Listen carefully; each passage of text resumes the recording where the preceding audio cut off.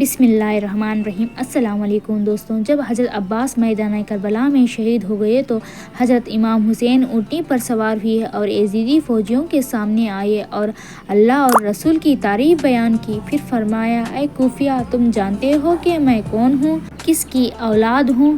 ذرا سوچو، تم کسے قتل کرنا چاہتے ہو؟ میں تمہارے اس رسول کا نواسہ نہیں ہوں جن کا تم کلمہ پڑھتے ہو؟ کیا میں علی شیر خدا کا بیٹا نہیں ہوں جن سے تم محبت کا دعویٰ کرتے ہو؟ کیا ہم علی کی جماعت ہیں؟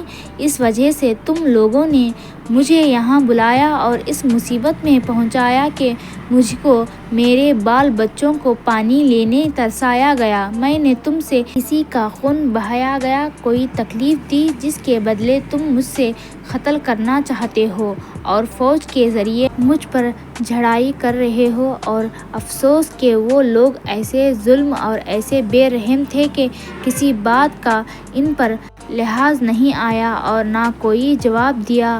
پھر آپ نے فرمایا کہ تمہاری حقیقت مجھ پر آشکار ہو چکی ہے، مجھ پر ظاہر ہو چکا ہے۔ جب آپ نے دیکھا کہ یہ ظالم کوئی نصیحت نہیں ملتی تو عمر بن سعد سے آپ نے 3 سوال کیے۔ نمبر 1، یہ تو ہمیں مکہ جانے۔ نمبر 2، اگر یہ پسند نہ ہو تو میں کسی اور ملک میں چلا جاتا ہوں۔ نمبر 3، کیا مجھ کو یزید کے پاس لے جاؤ اور میرے اہل و عیال کو جانے دو؟ ابن سعد نے جواب دیا کہ میں ابن زیاد سے پوچھتا ہوں، وہ کہے گا وہی کروں گا۔ سوالات ابن زیاد کے پاس پہنچے تو ابن زیاد نے جواب دیا کہ ابن سعد، خبردار، ہم نے تجھ کو لڑنے کے لیے بھیجا ہے، یہ صلح کرنے کے لیے نہیں۔ جب وہ یزید کے بیعت نہیں کرتے سوائے لڑائی کے اور کیا ہے؟ تو ان کی بات سن کر اس حکم نے دیر کر دی تو میں نے تجھ کو حکومت سے الگ کر دوں گا۔ ابن سعد نے آپ کو یہ حکم سنا دیا کہ آپ بیعت کر لو ورنہ لڑائی کے لیے تیار ہو جاؤ۔ تو امام حسین نے کہا، حق کبھی باطل کے سامنے جھک نہیں سکتا، اپنا سر تو کٹوا سکتا ہوں مگر یہ سر جھکا نہیں سکتا، اور یزید کی بیعت کبھی قبول نہیں کر سکتا، چاہے اس کے لیے میں اپنی جان کیوں نہ دے دوں۔ پھر آپ نے اپنے ساتھیوں سے فرمایا کہ خیموں کے چاروں طرف سے خندق کھول دو اور اس میں آگ جلا دو تاکہ یہ ظالم لوگوں خیموں تک نہ آ سکے، اور عورتوں اور بچوں یہاں محفوظ رہیں گے۔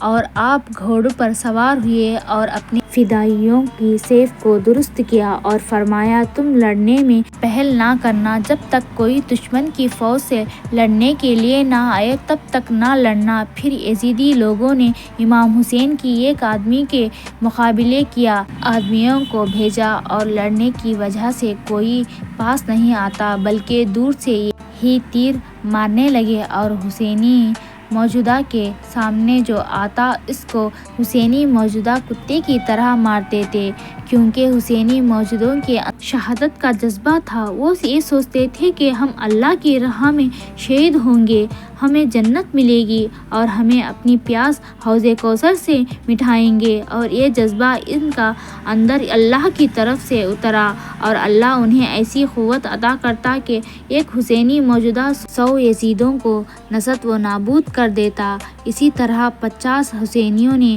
شہادت کا درجہ حاصل کر لیا، مگر جان بچانے اور مال و دولت کی لالچ میں قدم پیچھے نہ ہٹے۔ جب کوئی ظالم لڑنے اترتا تو حضرت امام حسین مردانگی اور شہادت کے شوق میں خود لڑنے کے لیے آگے بڑھتے، مگر آپ کو آپ کے جانے نہ دیتے اور کہتے، اے امام علی مقام، جب تک ہم میں سے ایک بھی زندہ ہے آپ کو لڑنے کے لیے میدان میں نہیں جانے دوں گا۔ جب آپ کی 50% شہادت ہو گئی اور بھائی جی بھانجے باقی رہ گئے تو آپ کو خیال آیا کہ ایسا نہ ہو کہ یزیدیوں کی فوج میں کوئی مجھے چاہنے والا ہو مگر وہ اس ڈر سے میرے پاس نہ آتا ہو، اور اگر وہ یزیدی فوج میں رہ گیا تو وہ نہیں چاہتا میرے چاہنے والا جہنم میں جائے۔ تو آپ نے ایک بار اللہ اکبر کا نعرہ لگایا اور یزیدی فوجیوں کے سامنے آ کر فرمایا، کوئی ہے خدا سے ڈرنے والا جو ہماری مدد کرے۔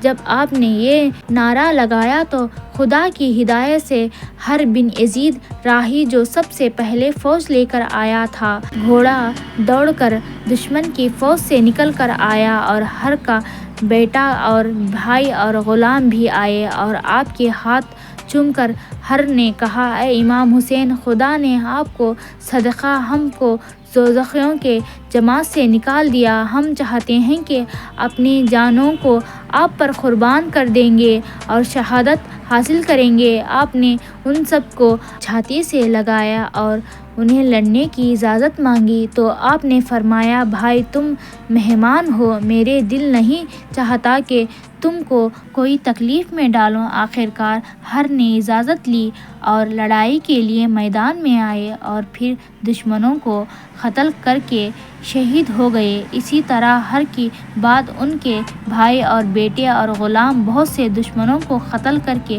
جنت کی طرف روانہ ہو گئے اور امام حسین کے عاشقوں میں اپنا نام لکھوائے گئے۔ آپ کو اگلی ویڈیو میں آپ کو بتاؤں گی کہ کس طرح امام حسین کے گھرانوں کو قتل کیا گیا، کس طرح بچے اور عورتوں پر ظلم و ستم کیا گیا۔ یہ ویڈیو آپ کو پسند آئی ہے تو لائک، شیئر، کامنٹ ضرور کیجیے اور اس کے ساتھ ہی بیل آئیکن کو دبائیے اور سبسکرائب لازمی کیجیے گا۔ جزاک اللہ۔